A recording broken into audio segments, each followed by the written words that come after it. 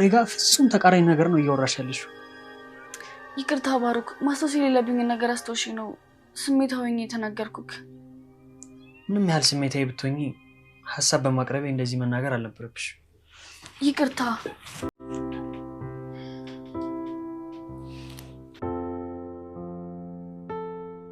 በጣም እኮ ነው ያስከፋሽኝ። ቆይ ስሜቴ ከተረበሸ በኋላ እንደዚህ ማለቱ አስፈላጊ ነው? በቃ መብትሽ ነው። በግድ ብቸኝነቴን ተጋሪኝ አልልሽ፣ ጓደኛም ሁኚኝ አልልሽ።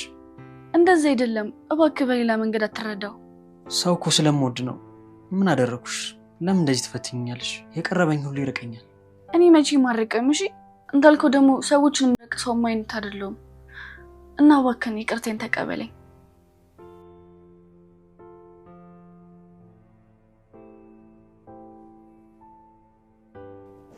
የኔምነን እንቅልፍ ወስዶኝ ብቻህን ተውኩ አይደል? አይ ከባሩክ ጋር ነበርኩ፣ አልቆየሁም። አረ ደስ ይላል። ይሄ ቀላል ነገር አይደለም። አንቺን በየ ከታች ድረስ መጥቼ አንቺ እንደዚህ ማለትሽን ማመን አልችልም። ስለዚህ ይቅርታ እንዳደርግልሽ አንድ ነገር እንድታደርጊልኝ እፈልጋለሁ። ምንድነው? መቼም እምቢ ልትይኝ አይሆንም። አይ አልልክም፣ ግን ማወቅ ፈልጌ ነው። የምታደርጊበት ጊዜ ሲደርስ እነግርሻለሁ። እሺ፣ ስለዚህ ታርቀናል ማለት ነው አይደል? በሚገባ።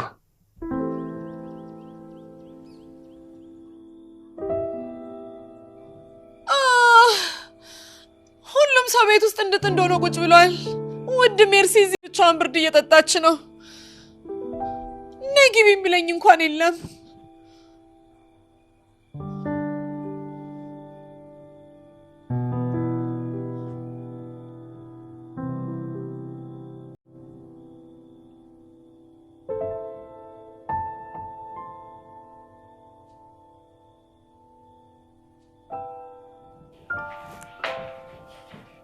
ሰዎች አረ በጣም ደስ የሚል ነገር ያደረጋችሁ ነው። አዎ ተቀላቀሉ። እሺ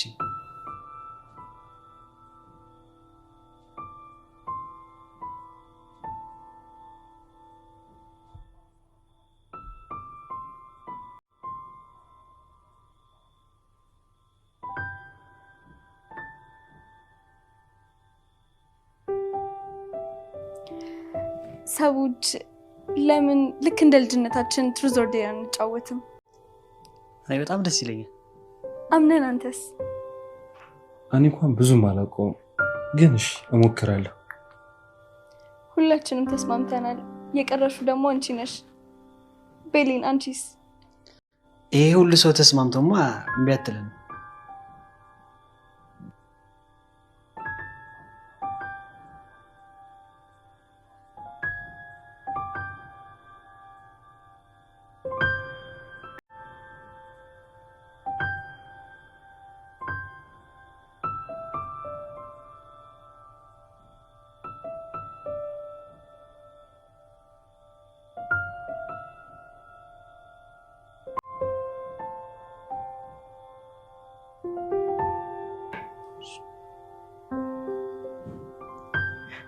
እባካችሁ ማርያን እኔ ልቅጣት እስቲ።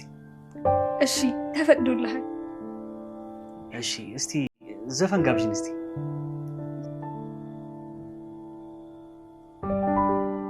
ወርወር ሲል አይኔ ካይኑ ከአንድም ሁለት ሶስቴ ሰረቅ አድርጎ ሲያየህ ድንገት ልጁን በማየቴ ሳልወድ አስገድዶኝ ተስቤ ወደሱ እንደ በሄድኩበት እኔ ማውራት ነው ስለሱ። ሰረቅ ሰረቅ አይኔ ካይኑ ሰረቅ ሰረቅ አርጎታል ሰረቅ ሰረቅ አውቀበት።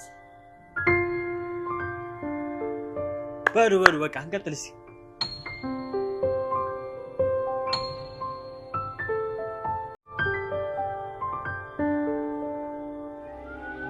ቤሊንን አሁን እኔ እንድቀጣት ፍቀዱልኝ። ቤሊን የምታፈቅር ሰው አለ?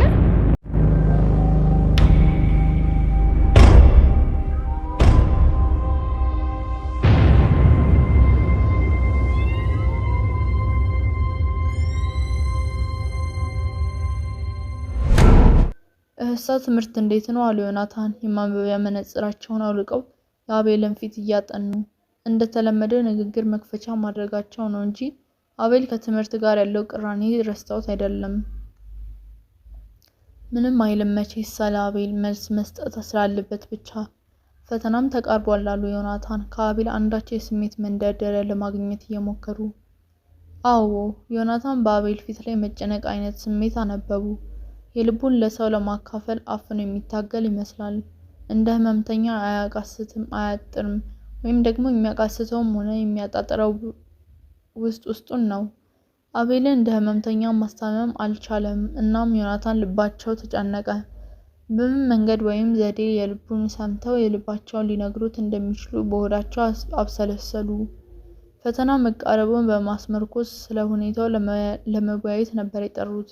ፈተና ከመድረሱ በፊት ለአቤል ችግር መፍትሄ ለማግኘት ያላደረጉት ጥረት የለም። ነገር ግን ብቻቸውን ሆኑ። እንደሳቸው ሆኖ በአቤል ጉዳይ ጠንክሮ የሚያስብ ሆኖ የሚታገል የዩኒቨርሲቲው ባልደረባ አላገኙም። ቸልተኝነት በምሁራኑ ላይ ያህል እንደነገሰ ታዘቡ። ሁሉም ስለ ራሱ ከሚያስበው ግላዊ ችግር አልፎ ለሌላው ችግር ጆሮውን መስጠት የሚፈልግ አይመስልም።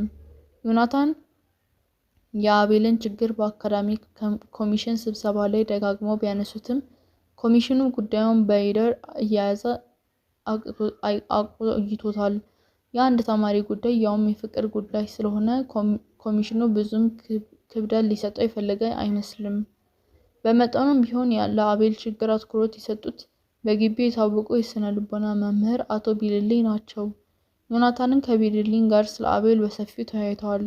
ሆኖም አቶ ቢልልኝ የአቤልን የችግር ምክንያት እንደ ዮናታን በአይን ፍቅር ሊደመድቡት አልቻሉም። ምናልባት ለአቤል የእውቀት ደረጃ መቀነስ ምክንያት ሊሆኑ የሚችሉ እንደ ቤተሰብ ችግር፣ እንደ ያጠናል ስልት ችግር የመሳሰሉ ማህበራዊ ችግሮች ሊኖሩ ስለሚችሉ በመጀመሪያ ስለ አቤል የቅርብ ጥናት ለማድረግ ወሰኑ። ሊተባበሯቸው የሚችሉትን የስነ ልቦናዊ የማህበራዊ ስራ አባላት በአቤል ላይ አሰሙ። ዮናታን በአቶ ቢልልኝ መልካም ጅማሬ ቢጸናኑም ቅሉ ጥናቱ ጊዜ የሚወስድ በመሆኑ ለአቤል በቶሎ መፍትሄ እንደማይገኝለት ገመቱ። አሁን ዋናው ችግር የዓመቱ አጋማሽ ፈተና በመቃረቡ ነው። በአቤል ላይ የሚካሄደው ስነ ልቦናዊ ጥናት ከማለቁ በፊት አቤል ፈተናውን ወድቆ ሊባረር ወይም አብዶ ትምህርቱን ሊያቋርጥ ይችላል። ስለዚህ ዮናታን ቢሳካም ባይሳካም አቤልን በሚመለከት የራሳቸውን ውሳኔ አሳልፈዋል። ስማኝ አቤል አሉት በማባበል አይነት አይናቸውን ፊቱ ላይ ያንከባለሉ። እኔ አንተን እንደ ተማሪ ብቻ ሳይሆን እንደ ልጄም ነው የማየህ። ለአንተ ያለኝ ስሜት የአባትነት አይነት ነው። ጎበዝ ተማሪ ወዳለሁ። አንተ ችግርህን በግልጽ ባታይልኝም እኔ ከጉብዝና የሚያጨናግፈን ችግር ከፊትህ ያለ ስለመሰለኝ ላግዝህ የበኩሌን እሞክራለሁ። ጎበዝ ተማሪ መውደድ ብቻ አይበቃም። ከጉብዝናው ሊያጨናግፈው የሚችሉ መሰናክሎችን ተባብሮ መጥረግ ያስፈልጋል። እና አሁን ዮናታን ያሰቡትን ውሳኔ ከአፋቸው ማውጣት አቃታቸው። አንድ ነጥብ ላይ ለመድረስ ዙሪያ ጥምጥም መሽከርከር ሆነባቸው። አቤልም ንግግራቸውን እያዳመጠ ዛሬ ደግሞ ምን ሊሉ ይሆን የሚል ሀሳብ ስሜቱን ወጥሮ ይዞታል። ዮናታን ለጥቂት ሴኮንዶች ውስጡን ሲያመጡ ከቆዩ በኋላ ንግግራቸውን ቀጠሉ። አዎና እኔ አሁን የምመክርህ ለተወሰነ ጊዜ ትምህርትህን እንድታቋርጥ ነው። ምክር ሳይሆን ጭካኔ የተሞላበት ውሳኔ ሰጡ ይመስል ሳያስቡት ግንባራቸውን ኩምትር አለ። አይናቸው የአቤልን የገጽታ ለውጥ ሲከታተል፣ ጆሯቸው ደግሞ መልሱን ለመስማት ሰልቶ ቆሞ ነበር። አቤል ክቡ ብሎ ፈዞ ቀርቷል። በፍጥነት የሚመልስላቸው መልስ አልነበረም። ጥያቄያቸው ወይም አስተያየታቸው ወይም ደግሞ ውሳኔያቸው ድንገተኛ ሆነበት። ዩኒቨርሲቲው ትምህርት ለተወሰነ ጊዜ የሚቋረጥ ነገር አይደለም። ተከታታይ ኮርስ ስለሚሰጥ አንዱን ኮርስ ዘሎ ወደ ሌላ መሻገር አይቻልም። ስለዚህ አንዴ ከተቋረጠ የግድ ሌላ ዓመት መጨመር አለበት። ለዚያው ሴሚስተር ሙሉ ተደክሞ ፈተና ላይ ከተደረሰ በኋላ የማቋረጥ ሀሳብ ምን አሳሰባቸው? አስተያየታቸው ድንገተኛ ሆኖበት ሀሳቡ ቢከፋፈልም ለብዙ ጊዜ ስሜቱ ውስጥ ሲጉላላ የቆየ ቁስሉን እንዳከኩለት ሆኖ ተሰማው። መልሱ እሺ ወይም እምቢ አይደለም፣ ማቋረጥ አለብኝ እያለ በልቡ ሲፎክር ስለቆየና የዮናታንን ሀሳብ እሱን ከአደጋ ለማዳን መሆኑን ስለሚሰማው እምቢ ሊላቸው አይችልም። ሀሳባቸውን ተቀብሎ እሺ የምትለዋን ቃል እንዳይናገር ደግሞ ለራሱ ግልጽ ያልሆነለት ስሜት ከውስጥ አንቆ ያዘው። እናም ዝም ብሎ አይናቸውን ሲመለከት ጀመር። እህሳ ብታቋርጥ ምን ይመስላል አሉት ዮናታን በድጋሚ የተዘበራረቀ ስሜት ውስጥ መሆኑን ከፊቱ ላይ እያነበቡ ነበር። ከፈተና በኋላ ነው ወይስ በፊት አላቸው። አሁን ነው እንጂ አሉ ዮናታን። አቤልን የክፍል እንቅስቃሴ ስለሚያውቁ ለፈተና እንድትዘጋጀ ሰው ማመንታቱ በልባቸው እያስገረማቸው አሁን ከፈተና በፊት ነው ማቋረጥ ያለብህ። ይህን ያልኩበት ምክንያት ሳይገባ አይቀርም። የድሮ አቤል አይደለህም። ፈተናህን በጥሩ ውጤት ማለፍ የምትችል አይመስለኝም። ችግር አለብህ። ችግርህን በጋራ እስክንፈታው ድረስ መፈተን የለብህም። መልካሙን የህይወት መንገድ በጥንቃቄ ነገሮች መሰናክል የለበትም። አሁን ያለበት ሁኔታ ካንተ ይበልጥ ለኔ ይሰማኛል። ምኞቴና ኩራቴ ትጉህና ጎበዝ ተማሪ በእውቀቱ ዘልቆ በማህበረሰብ ውስጥ ትልቅ ቦታ ይዞ ማየት ነው እና ትምህርት ተቃሎ ጥሩ አይምሮ ሲኖር ትምህርትን ትቀጥላለህ።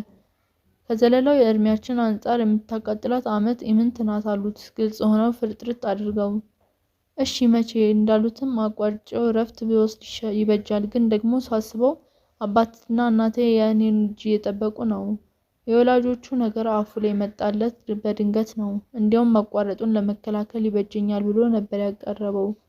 ነገር ግን እንዲያው የእናቱ ደብዳቤው አይምሮ ውስጥ ብልጭ አለለት። ልቡ ተረበሸ እና ወላጆቼ በዚህ አመት ይመረቃል ብለው ነው የሚጠብቁኝ አለ። የሆነ ነገር ጉሮሯቸውን የተናነቀው። ትምህርትን አቋርጥ ብለው ሲመክሩት ያላሰቡትን ችግር ስለነበር ዮናታን ትንሽ ግር አላቸው። ሆኖም ችግሩን አቤል ፈተና ወድቆ ቢባረርስ ከሚለው ማካካሻ አንጻር ስለተመለከቱት መልስ አላጡለትም።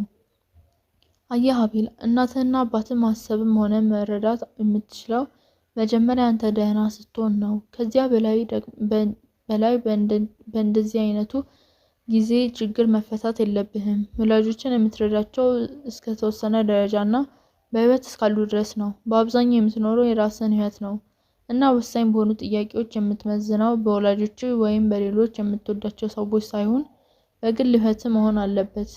አነጋገራቸው ልቡ ድረስ ጠልቆ ተሰማው። ውስጡ የተሸፈነ ሀቅ አፍርጥጠው ያወጡለት መሰለው። ምናልባት አብዛኞቻችን የምንኖረው ስለሌሎች ህይወት ነው የምንለው ውሸት ሳይሆን ይቀራል ሲል አሰበ። ወሳኝ ስለሆኑ ጥያቄዎች መመዘኛ ሌላ ሳይሆን የግል ህይወት ነው ያሉት አረፍተ ነገር ደጋግመው ህሊናው ውስጥ ደወለበት። እንዲያውም ስለ ወላጆች ቸል በላቸው ማለቴ አይደለም። በቅድሚያ ያንተ ጤንነት ያስፈልጋል። እስክትመረቅ ድረስ የከበደ ችግር ቢያጋጥማቸው እድሜ በሚፈቅደው መጠን እኔ እንደምረዳቸው ቃል እገባለሁ አሉት። ቀጠሉና ሀሳብ ውስጥ መመሰጡን ሲመለከቱ የእናት አባቱ ጉዳይ ክፉኛ ያሳሰበው መስሏቸው። አቤል ወላጆቹን ትቶ ወደ ትዕግስት በሀሳቡ መጓዝ ስለጀመረ አይኑን ቦዘዝ እያደረገ ዝም አለ። ምን ነው አሉ ዮናታን አንዳች ስሜቱን የሚጎዳ ነገር የተናገሩ መስሏቸው ተደናግጠው። ሀሳባቸው ዘሎ ያረፈው እናቱ ወይም አባቱ ሞተዋል ከሚል ግምት ላይ ነበር። ይህ ደግሞ ከአሁን በፊት አልነገራቸውም። ግራ ተጋቡ። ምንም አይደለም አላቸው ከሀሳቡ ባነነና እርስዎ ለኔ ያሉትን ክብርና ፍቅር የታሰበኝ ነው። ለኔ መድከመው አንሶ ወላጆችን ሊረዱ ሲያስቡ ይህ ሁለታ ሆኖ ካሳሰበ ተሳስታል አሉት ዮናታን። ይህ ማንኛውም ዜጋ ሊያደርገው የሚገባ ነገር ነው። ማስተማር ለኔ ግዴታ ሳይሆን የመንፈስ ክብርና ኩራት የሚሰጠኝ መስክ ነው። እናም ጥሩ ተማሪ ጥሩ ቦታ ወይም የሙያ ዘርፍ ላይ ለማየት እንጂ የማስተማር ግዴታዬን ለመወጣት ብቻ አይደለም የማስተምረው። መረዳዳት ያስፈልጋል። ደግሞ ማጥብቀን አናስበውም እንጂ ከመረዳዳት ውጪ የሆነ እንቅስቃሴ ምን ታገኛለህ? ሁሉም የግል ጎጆ ቢቀልስም የህይወት እንቅስቃሴው የጋራ ነው። ማህበረሰብ ከሌላ ግለሰብ የሚባል ነገር የለም። ምኑን ከምን አድርጎ ሊንቀሳቀስ ነገሩ ይህ ሆኖ ሳለ ከግል ኑሯችን ከመነሳት የምናደርገው ማህበራዊ ግንኙነት ከመረዳዳት አንጻር አጉልተን አናየውም እንጂ ኑሯችን በመረዳዳት የተሳሰረ ነው። ዮናታን ከልባቸው የተመሰጡ ንግግራቸውን እየጎላና እየረቀቀ ሲሄድ የአቤልን እንባ አደረቀው። አፉን ከፍቶ ነበር የሚያዳምጣቸው። እሺ እንግዲህ እንዳሉት አሁን ያለኝ ምርጫ ትምህርቴን ማቋረጥ ነው። እናም ማቋረጣለሁ አለ የማዘን ስሜት ጉልህ ድምጽ። አዎ ቆራጥነት ያስፈልጋል አሉ ዮናታን። ቆራጥ ካልሆንክና ውሳኔ መወሰን ካልቻልክ ህይወት የተመሰቃቀለ ይሆንብሃል። አብዛኛውን ጊዜ ህይወት የባለቤቷን ቆራጥነት ትፈታተናለች። የቆራጥነትና ወሳኝነት ትርጉም በሚገባ በውጤቱን ካየ በኋላ ነው። አይዞ በአንተም ሆነ በወላጆች ላይ በሚደርስ ጊዜያዊ ችግር ቢኖር በጋራ እንለውጠዋለን። አንተም ነገ ትልቅ ሰው እንደምትሆን አትጠራጠር። በፊት ያንዣበብ የነበረው የጭንቀት ደመና ከአቤል ፊት ላይ እየጠፋ መሄዱን ሲመለከቱ ዮናታን ደስታ ተሰማቸው። ጥረታቸው ዋጋ እንዳገኘ አድርገው ገመቱ። እሺ ለማቋረጥ የሚያስፈልጉኝ ነገሮች ላሟላ ብሎ አቤል ከተቀመጠበት ተነሳ። ግሩም አለ ዮናታን ሀሳቡን በመደገፍ ለማቋረጡ ተግባር የምረዳ ነገር ካለ ብቅ ብለህ አማክረኝ። አቤል እጅ ነስቶ ሲወጣ በቆራጥነት ስሜት ግንባሩን አኮማትሮ ነበር። በሀሳቡ የታየው ነገር ይህን የስቃይ ግቢ በአስቸኳይ ለቆ መውጣት ብቻ ነበር። አንድ የሆነ ተቃራኒ ስሜት ጭንቅላቱን ቢከብደውም እስኪወጣ ድረስ በውል አልተከሰተለትም። ዮናታን ከደስታቸው ብዛት የሚለቁት አጥተው ፊታቸው የተቀመጠውን ወረቀቶች ያለምንም ዓላማ ወዲያ አገላብጡ ጀመር። አቤል ሀሳባቸውን መቀበሉን የመጀመሪያ ደረጃ አድርገው ወሰዱት። የእቅዳቸው መጀመሪያ እንደተሳካ አድርገው በመገመት በጥረታቸው ረኩ። እሺ እንግዲህ ትምህርቱን አቋረጠ፣ ከዚያ በኋላስ ምን መደረግ አለበት? በማለት ዮናታን አቤልን ከተጠመደበት የአይን ፍቅር ህመም ለማዳን የሚቀጥለው ደረጃ ምን መሆን እንዳለበት ማሰቡ ጀመረ። ይህን ሀሳብ በማውጣትና በማውረድ ላይ እንዳሉ በሩ ተከፈተ። ቀና ብለው ሲሉ አቤል ነው። ፊቱ ከስሏል፣ አይኖቹ ቀልተዋል። በሆነ ስሜት ከራሱ ጋር የተጣላ ይመስላል። ከኋላ እንደተባረረ ሰው የተቻኮለ ነበር በሩን የከፈተው። ይቅርታ አድርጉልኝ፣ ለምን እንደዋሸሁት አላውቅም። ምናልባት ፈርቼዎት ይሆናል። ትምህርቴን ማቋረጥ የለብኝም፣ ብሞክርም አልችልም አላቸው። ወደ ውስጥ ሳይገቡ በሩ ላይ ቆሙ። ዮናታን ግር አላቸው። ምን ሰይጣን ነው በአንዴ ሀሳቡን ያስቀለበሰው? ለጊዜው የሚመልሱለት ሆነ የሚጠይቁት ነገር አልነበራቸውም። አቤል ሀሳቡ የቀየረው በሩን ወጥቶ ገና ጥቂት እንኳን ሳይራመድ ነው። ክፍል ውስጥ ሆኖ ከዮናታን ጋር ሲስማማ ከውስጡ ሲንጫጫና ሲከብደው የነበረ ተቃራኒ ስሜት ገና ከመውጣቱ እውነት አሁን ትምህርትን አቋርጠ ይህን ትዕግስት ያለችበትን ግቢ ልትለቅ ነው? እውነት ከትዕግስት ጋር ሳትተያይ ውለህ ማደር የምትችል ይመስልሃል? ያይን ፍቅርህን ጥላህ የት ልትደርስ እያለ እንደ ጥላ ተከተለው። አቋርጣለሁ እያለ ከቀድሞ ሲፎካከር የነበረው ሁሉ ባዶ ጩኸት ሆኖ አገኘው። ትዕግስትን ጥሎ ወዴት? ለዮናታን ቃል መግባቱ አሳዘነው። እንዴት እንደሚያስተባብላቸው በማሰብ ቆሞ ተጨነቀ። ሆኖም ዮናታን ያቋርጣል በሚል ተስፋ ልባቸው ሞልቶ እንዳይቀመጡ ቶሎ ተመልሶ ማስተባበል ነበረበት። ራሱን እያረገመ ነው የተመለሰው። ምን ነው ተስማምተን አልሄድክም እንዴ? ምን ነካ? አሉት ዮናታን በተደናገጠ ስሜት። አዎ በሀሳቡ ተስማምቼ ነበር የመጣሁት፣ ነገር ግን አርቄ አሳስብበት ፈተና ተፈትኜ እድሌን መሞከር አለብኝ አላቸውና መልስ ሳይጠብቅ ፊቱን አዙሮ ሄደ። ስማኝ እንጂ አቤል ቆይ እስቲ አሉት ዮናታን ከተቀመጡበት ተነስተው ሊከተሉት እየሞከሩ። ዝም ብሏቸው ካጠገባቸው ሄዱ። ዮናታን በብሽቀት ፈዘው ቀሩ። ለሰው እኔ ምን አስጨነቀኝ የሚል ተፈታታኝ ሀሳብ መጣባቸው። ተስፋ የመቁረጥ ስሜት ተሰማቸው። አኳኋኑ አናደዳቸው፣ ግን ሁኔታውን ባሰሱ ጊዜ ልባቸው ሊጨክን አልቻለም። አድራጎቱ አንድም የልጅነት አሊያም የፍቅር ብሶት ነው ብለው ደመደሙ። ቢሮአቸውን ቆልፈው በቀጥታ ወደ አቶ ቢልልኝ ቢሮ አመሩ። አረማመዳቸው የሩጫ ያህል ነበር። በመንገዳቸው ላይ 3 ያህል የሚያውቋቸው ሰዎች ሰላምታ ሳይሰጡ ማለፋቸው አልታወቃቸውም። ከቢልልኝ ቢሮ እንደደረሱም ሰላምታ እንኳን ሳይለዋወጡ አርዕስተ ጉዳያቸውን አነሱ። ቢልልኝ የዚህን ልጅ ጉዳይ ሁላችንም ቸል ማለታችሁ ነው። አቶ ቢልልኝ የዮናታን አርዕስት ስለ አቤል ጉዳይ መሆኑን ለመገመት ጊዜ አልወሰደባቸውም።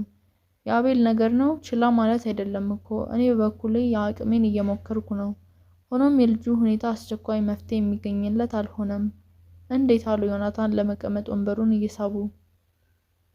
አስቸኳይ መፍትሄ ለማግኘት ልጁ ምቹ አይደለም። ቢልልኝ ወደ ጉዳዩ ጠልቀው ሲገቡ ፊታቸው የተለዋወጠው አዎ አቤል ግልጽ አይደለም። አንዳንዱ ሰው ስላፈቀራት ሴት ላገኘው ሰው ሁሉ በየደቂቃው ካላወራ አይሆንለትም። ሌላ አርዕስት የለውም። ሁሌ ሰው ለሱ ፍቅር መፍትሄ የሚፈልግለት ይመስለዋል። አንዳንዱ ደግሞ ለማንም ሳያዋይ ፍቅሩን ራሱ ዋጥ አድርጎ ነው ውስጡን መቃጠል ይመርጣል። ሌላው ሰው ለሱ ፍቅር ጤናማ አመለካከት ያለው አይመስለውም። የአቤል በደረጃ ከመለየቱ በቀር ይሄኛው ይመስላል። ሁሉም አይነት ግን አስተዳደግና አካባቢን የተመረኮዘ መሰረት ይኖረዋል። ታዲያ አሁን የአቤል ነገር እንዴት ይሻላል? አሉ ዮናታን በተጨነቀ እና በተቸኮለ ስሜት። የጊዜ ጉዳይ ነው እንጂ ችግሩ መፍትሄ ያገኛል አሉ ቢልልኝ። ጊዜ ይወስዳል። የስነ ልቦና ጥናት ስራ ዘዴና ትዕግስት ይጠይቃል። አቤል ሌላው ቀርቶ የግል የህይወትና ታሪኩን ለመናገር ፈቃደኛ አልሆነም። ስለዚህ ስራችን ወይም ጥናታችን በተዘዋዋሪና በሰው ስለሆነ ዙሪያ ጥምጥም ነው። እስካሁን አንዳንድ የቅርብ ጓደኞቹን አነጋግረን ጥቂት መረጃዎች አግኝተናል ከማለታቸው በቂ ዮናታን በጉጉት አቋረጣቸው። መረጃዎቹ በአመዛኙ ምን ላይ ያተኩራሉ? አሁን መረጃዎቹ በአመዛኙ የሚያተኩሩት አንዲት የግቢው ተማሪ በአይኑ ማፍቀሩ ላይ ነው። ትዕግስት አዳነ የምትባል የመጀመሪያ ዓመት ተማሪ ናት። እሷን ጠርተን አነጋግረናት ነበር። እሺ ምን አለች? አለ ዮናታን አሁንም ተቻክለው። እሷም ያን ያህል ግልጽ አይደለችም። ሆኖም በመጠኑ እንደተገለጸችልን ከሆነ መንገድ ላይ ሲገናኙ አትኩሮ ያያትና እሷ ስታየው አይኑን ይሰብራል። ሰላም ሊላት አይደፍርም። ከዚያ ሌላ ምንም ግንኙነት ሆነ ንግግር የላቸውም። እሷም ለሱ ፍቅር ያላት መሆኑን ልትደብቀን ሞክራለች። በተዘዋዋሪ ጥያቄዎች እንደተረዳነው ከሆነ እሷም ትወደዋለች። የአይናቸው ግንኙነት የንግግር ያህል የዳበረ ይመስላል። ለማንኛውም ጥናቱ በሰፊው እየቀጠለ ነው። የልጅቷን ፎቶግራፍ ለማግኘት ከሬጅስትሪ ቢሮ ትብብር ጠይቀናል። ዮናታን ግን እንዳላቸው ሁሉ ግንባራቸውን አጨማደው እሷ ከተገኘች ፎቶግራፍ ምን ያደርጋል ሲሉ ጠየቁ። የቢልሊ መልስ ፈገግታና ምህሮሄ ትኩረት የተሞላበት ነበር። አዎ ለጥናት ፎቶግራፍ ያስፈልጋል። ቅድም እንዳልኩት የስነ ልቦና ጥናት ስራ ጥንቃቄና ዘዴ የሚጠይቅ ነው። አቤልን የሳበው ወይም ያደነበው የዚች ልጅ መልክ ተጽዕኖ አቤል ካደገበት አካባቢ ውስጥ ስለማይሆን ምስሏን ለእሱ ህይወት ጀርባ ጋር አያይዘን ማጥናት አለብን። የእሱ ስነ ልቦናዊ ማህበራዊ ስራ ረዳቶች የአቤልን የህይወት ጀርባ ወይም ባክግራውንድ በማጥናት በቂ ጥረት በማድረግ ላይ ናቸው። በስነ ልቦና ጥናት ዓለም አብዛኛውን በጉልምስና ጊዜ ስሜታዊ ግፊታቸው የልጅነት ዘመናችን ምኞታችን ጉጉት ነጸብራቅ ነው የሚል እምነት ነው አለ። ስለዚህ ቅድም እንዳልኩት በቂ ጥናት ለማድረግ በቂ ጊዜ ያስፈልጋል። የኛ ጥረት አቤልን ለማዳን ብቻ ሳይሆን በስነ ልቦና ጥናት አንድ ሀቅን የተመረኮዘ ድል ለመጎናጸፍም ነው። ሌሎች አባሎች የማይታመኑበት መንገድ ለመጥረግ ነው። ዮናታን የአቤል ጉዳይ በቢልልኝ ዘንድ ይህን ያህል አትኩሮት ተሰጥቶት በማግኘታቸው ደስ አላቸው። በስነ ልቦና ጠበቦት የተፈወሰው አቤል ለማየት ጓጉ። ነገር ግን ከዚህ በፊት አቤልን ከግቢው ሊያባርረው የሚችለውን ፈተና ምን ሊያደርጉት ይችላል? ከተቀመጡበት ይህንን ሲያወጡ ሲያወርዱ በአይነ ህሊናቸው ፈተና ግዙፍ ነገር ሆኖ ለመግፋት ሲታገሉ ታያቸው። የግቢው አውራ መንገዶች ጸጥ ረጭ ብለዋል። ወዲያ የሚዛወር ተማሪ አይታይም። ሁሉም በየምሽጉ ገብቶ ከወረቀቱ ጋር ፍልሚያ ይዟል። አብዛኛው በራሱ ውሳኔ የእንቅልፍ ሰዓቱን አሳጥሮታል። እንቅልፍ በአይኑ ሳይዞር የሚያድርም አለ። ውጥረቱና ግብግቡ ሲታይ የተማሩትን ለመፈተን ሳይሆን የሞት ገደል ለመዝለል የሚደረግ ትንቅንቅ ይመስላል። ስለ ግል ጤንነትና ስለ አመጋገብ ደንታ የማይኖሩበት ሰሞን ነው። በዶርሚትሮች የጋራ ኑሮ ውስጥ የግዴለሽነት ነግሶ ይታያል። ልብሶች ከገላ ሳይወልቁ ውለው ያድራሉ።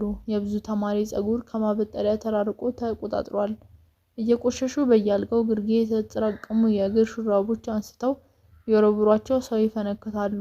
በስውር የሚገባው የጫት እንጨት ክምር አንዳንድ የመኝታ ክፍሎች መልክ አሳጥቷቸዋል። የፈተና ዋዜማ የገና ማዕበሉ ደረስኩ እያለ ተማሪውን የሚያርበተብትበት ሰሞን። ጓደኝነትና እርስ በእርስ መተማመን ጠፍቷል።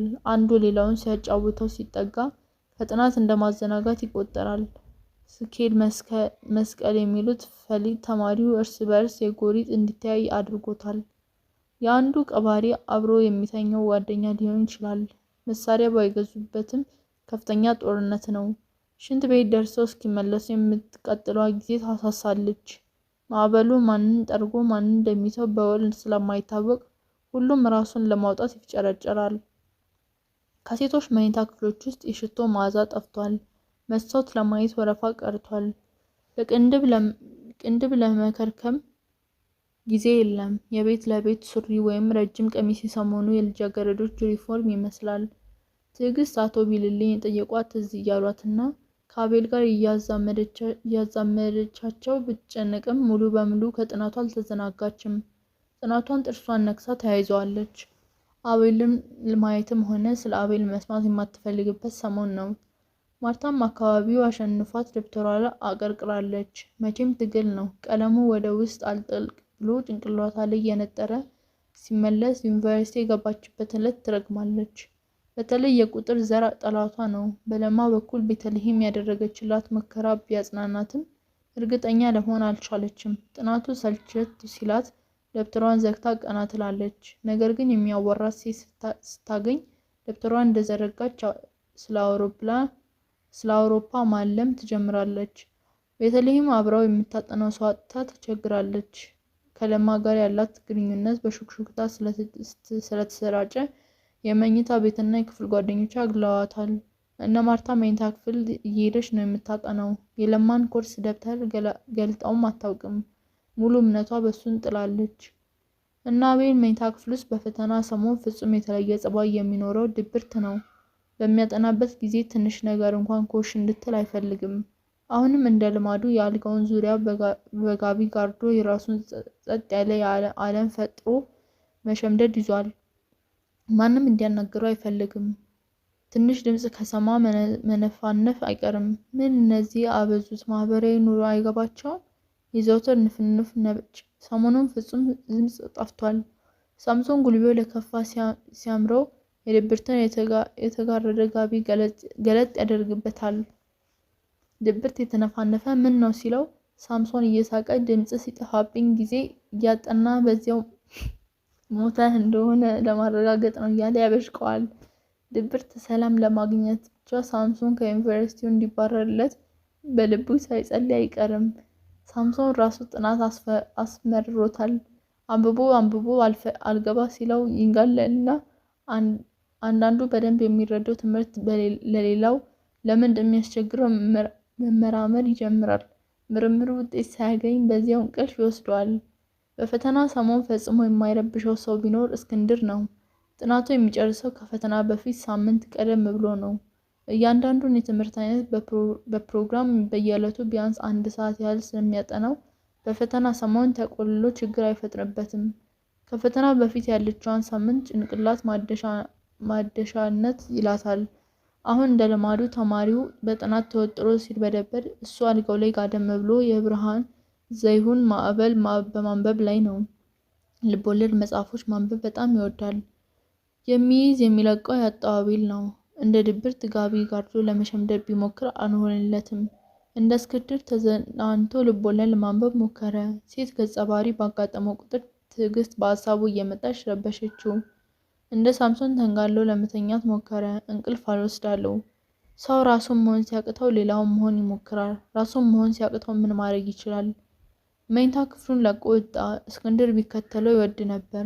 ሆኖም ልቦለዱን በተመስጦ ያነብ ስለነበር ሊረብሸው አልፈለገም። ከክፍሉ እንደወጣ ሽንት ቤት የመድረስ ሀሳብ መጣለት። ጊዜው እንዲያልፍለት ለውጥም እንዲሆን ነው ወደ ታች ወርዶ ራቅ ካለው ሽንት ቤት ለመሄድ ያሰበ። ዮናታንን ማየት ስለሚያፍር ሰሞኑን ከመኝታ ቤቱ ርቆ ግቢው ውስጥ ተዘዋውሮ አያውቅም። ፈተና ደርሶ የትምህርት ክፍሉ ባይዘጋ ኖሮ እሳቸውን በመፍራት ምን ጉድ ውስጥ እንደሚገባ ይቸግረው ነበር። ስለሚያከብራቸውና ስለሚወዳቸው ምክራቸውንም ያለመቀበሉ በፍርሃት እንደሚደብቃቸው አድርጎታል። ደረጃውን ወርዶ ትንሽ እንደሄደ አንድ ተማሪ አገኘ። ይህ ተማሪ በግቢ ውስጥ ሁለተኛው አምላክ በሚል ቅጽም ስር ይጠራል። መቼም እጆቹን አኮራምቶ አንገቱን እያቅለሰለሰ ሲሰብክ ላየው ሰው በቀጥታ ከእግዚአብሔር ግን ግንኙነት ወይም የቅርብ ጓደኝነት ያለው ይመስላል። በዩኒቨርሲቲው ውስጥ ለትምህርት ከሚያውለው ጊዜ ሃይማኖታዊ ተልዕኮውን ለማስፋፋት ከሚያጠፋው ጊዜ ይበልጣል። በተለይ የፈተና ሰሞን ከማናቸውም ጊዜ በላይ በዚህ ስራ ይወጠራል። ወደ አንተ እየመጣው ነበር እኮ አለና አቤል ጨበጠው። አቤል ሳይወድ በግዱ ነው እጁን ይዘረጋለት። አንዴ ከያዘው እንደማይለቀው ስለሚያውቅ በሩቅ ሰላም ብሎት ሊሄድ ነበር። ምን ነው በደህና ነው የፈለከኝ? አዎ እግዚአብሔር ይመስገን በሰላም ነው። ፈጣሪያችን ከኛ ጋር በመንፈስ ካለ ድረስ እያለ እጁን ወደ ኋላ አድርጎ ባለስልጣን ፊት እንደሚቀርብ አይነት መሽቆጥቆጥ ሲጀምር አቤል ሀሳቡ ስለገባው ቶሎ አቋረጠው። ስለ ሃይማኖት እንደሆነ ምንም ነገር እንዳታነሳብኝ አልፈልግም። ከአንጀቱ ተማሮ ነው አቤል የተናገረው። ውስጥ ሰላማቶ መብከንከኑ አንሶ ሌላ ሰው ደግሞ እንዲጨቅጭቁ አይፈልግም። በዚህ ሰሞን ውስጥ ሌሎች 2 ተማሪዎች በመጤ ሃይማኖት ድርጅታቸው ውስጥ አቤልን ለመመልመል ያላደረጉት ሙከራ የለም። ሁለተኛ አምላክ ሶስተኛ ሰው መሆኑ ነው። በእኔ ላይ ምን አዩብኝ ብሎ አቤል በሽቋል። ሁሉም ነገር ከአይን ፍቅሩ ጋር ስለሚያያይዛቸው ማንም ሰው እሱን ለመርዳት ሆነ ለመጉዳት ለሚያቀርብለት ጥያቄ ጤናማ አመለካከት የለውም። መጤ ሃይማኖቶች የማስፋፋት ዘመቻው ግን በእሱ ላይ ብቻ የተቀደ አልነበረም። ምልመላው የሚጧጧፈውና የተከታዩ ቁጥር የሚበዛው በፈተና ሰሞን አካባቢ ነው። ትምህርት የከበደው ማጥናት ያቃተው ፈተና ሲደርስ በጭንቀት የሚደናበረው ሁሉ በፈተና ዋዜማ ከሱ ውጭ የሆነ ረዳት ኃይል መማጸን የሚጀምር ጊዜ መሆኑን እነ ሁለተኛ አምላክ ጠንቅቀው ያውቃሉ። ስለሆነም የምልመላ ስራቸውን ይበልጥ የሚገፉት በፈተና ሰሞን ነው። ብልህ ሳይኮሎጂስት ናቸው። ተከታይ ማፍራት የሚቻለው በጭንቀቱ ጊዜ በማስታመም መሆኑን ያውቃሉ። ቢያድኑትም ባያድኑትም የአንዳንድ ተከታዮች አጀማመር ግን ቢኖር ይረዳኛል ከሌለም ምን ይጎዳኛል በሚል አይነት ነው። አብዛኛውን ጊዜ በራስ ያለመተማመን የሚፈጥረው ችግር ይመስላል። አቤል ለፍቅር እጁን ሰጥቶ ቢንገላታም ቅሉ በራስ ከመተማመን ደረጃው አልወረደም። እንዲያውም ፍቅሩን ለሰው ሳይገልጽ አፍኖ የሚያሰቃየው በራሱ በጣም ስለሚመካና ለማንኛውም ችግር ራሱ እንደሚፈታው አድርጎ ስለሚገምት ነው። እሱ ራሱ ማድረግ ያቃተውን ነገር የማያውቀውና የማያየው የውጭ ኃይል ይፈጽምልኛል የሚል እምነት የለውም። ሁለተኛው አምላክ ከ1 ዓመት በፊት በዚሁ ሁናቴ አቤልን ለመመልመል ቀርቦት አልተሳካለትም ነበር። አሁን በድጋሚ የቀረበበት ምክንያት አለው። የአቤል በአይን ፍቅር መጠመድና የጸባዩ መለዋወጥ ወሬው በግቢ ውስጥ የተሰራጨ ስለሆነ ይህንኑ ተመርኩዞ በሃይማኖታዊ ልስልል ቋንቋውን ሊፈታተነው ነው አመጣጡ። ከዚያም በላይ አቤል አብዛኛውን ጊዜ ዝምታ ስለሚያበዛ ስለማይቆጠበጥ ሁለተኛው አምላክ በአቤል የአንድ ጊዜ እምቢታ ተስፋ አልቆረጠም።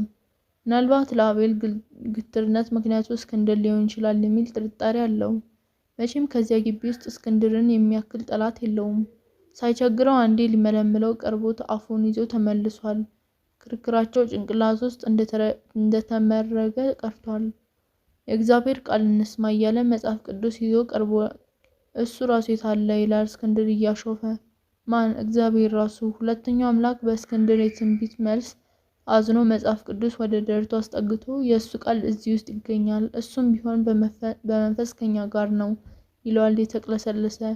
እና ታዲያ አሁን ምን ይፈጠር ነው የምትለኝ? በአንድነት ሆነን የእግዚአብሔር ቃል እንድንሰማ ልጋብዝ ነው የመጣሁት።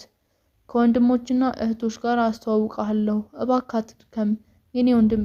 እኔን እግዚአብሔር ራሱ ቢመጣ አይመለመለኝም። በነፃ ህይወት የማንም ሰው ነኝ። አሳቢ ፍጡር እንደመሆኔ መጠን የራሱን ነፃ ህይወት መኖር አለብኝ። ህይወቴን ለባዕድ አምልኮ ጥገኛ አላደርግም። እኔ ገነትም ሆነ ሲኦል እዚሁ የምኖርበት ምድርና ህዝብ ውስጥ ነው። የራሴ አምላክ ራሴ ነኝ። መጥፎ እንዳልሰራ የሚያስገድደኝ የሌላ ኃይል ፍራቻ ሳይሆን የገዛ ህሊናዬ ዳኝነት ነው። በተረፈ አትድከም። ለሃይማኖት ደንታ ቢኖረኝ ኖሮ ደግሞ የአያት የቅድመ አያቶቼ ሃይማኖት እከተል እንደሆነ እንጂ ለመጤ ሃይማኖቶች አላደጋግምም። የጴንጤም ሆነ የጂኦ ወይም ደግሞ የባሃይ ሃይማኖቶች አንዳንድ ግለሰቦች የሚፈጥሩት ነገር ሲያጡ ወይም ስማችንን በምን እናስጠራ ሲሉ የፈለሰፉት ነው። እኔ እስክንድር ለሌሎች ከንቱ ስምና ዓላማ መሳሪያ አልሆንም። ስም ወይም ዝና የመፈለግ ሱስ የሚያስደርገው ነገር የለም። ሂትለር በዝነኝነት ስሙን ለማስጠራት ታላቁን ጦርነት ከፈተ። ለብዙ ሰዎች ደም መፍሰስ ምክንያት ሆነ። እነዚህም ለስማቸው ሲሉ የተለያየ ሃይማኖት እየፈጠሩ የብዙ ሰዎችን መንፈስ የደህዩና ስሜትን የገደሉ ሰዎች ከሂትለር የባሱ አረመኔዎች ናቸው። በህዝቡ ነፃ ህይወትና ስሜት ጣልቃ እየገቡ ክፉኛ ረብሸውታል። አንድ ቀን ህዝቡ ከሃይማኖታዊ እንቅልፉ ሲነቃ ከሂትለር የባሰ የሚረግማቸው ሰዎች ናቸው። ስራዬ ብለው የእነዚህኑ ሰዎች ተልዕኮ የሚያስፋፉት ከእርግማኑ አያመልጡም። እስክንድር ሲናገረው ከአንጀቱ በሽቆ ስለነበር ሁለተኛው አምላክ ሊያቋርጡ አልፈረደም። እንዲህ ይወርዱብኛል ብሎ አስቀድሞ ስላልገመተ በቆመበት ሐውልት ሆኖ ቀርቶ ነበር። ፈርቶት ነው እንጂ ትዕግስቱ አልቆ በመሃል አቋርጦ ስለሄድ ነበር። በመጨረሻ ምንም ሳይተነፍስ ፊቱን አዙሮ ሊሄድ ሲል እስክንድር በነገር አስቆመው። ይልቅ ገንዘብ ቸግሮኛል፣ በድርጅታችሁ በፍጥነት ስልጣን ላይ አስቀምጡኝ። የገንዘብ ተቆራጭ ያደርግልኝ እንደሆነ እከተላችኋለሁ። መቼም እናንተ ለድርጅታዊ ስራ ማስኬጃ የገንዘብ ተቆራጭ ሳይኖራችሁ አይቀርም አይደለም? እንዲህ ያለው የፌዝ ሳቅ እየሳቀ ምን ለማለት ነው ፈልጋ ነው ወንድሜ? ወይም ደግሞ ሚስት በምፈልግበት ጊዜ የማህበራችሁ አባል እሆናለሁ። ባል ለማግኘት ወይም ሚስት ለመምረጥ ማህበራችሁ ጥሩ መድረክ ነው ሲባል ሰምቻለሁ። እና ሚስት በምፈልግበት ጊዜ ሁለተኛው አምላክ አንጀቱ አሮ በትዝብት ራሱን የነቀነቀ ሄደ። ለዚያች ደቂቃ ያህል ከሃይማኖታዊ መድረክ ወርዶ ከእስክንድር ጋር ቦክስ ቢገጥም በወደደ ነበር። ትዕግስቱን ሙጥጥ አድርጎ ነበር ያስጨሰው። ከዚያ በኋላ አጠገቡ ደርሶ አያውቅም። አሁንም የአቤልን ፈጣን ተቃውሞ ከእስክንድር ተጽዕኖ አንጻር ነው የተመለከተው። ያም ሆኖ ቶሎ ሊለቀው አልቻለም። ወጊድ ሲባል እንደማይሰማ በግል ጭንቅላቱ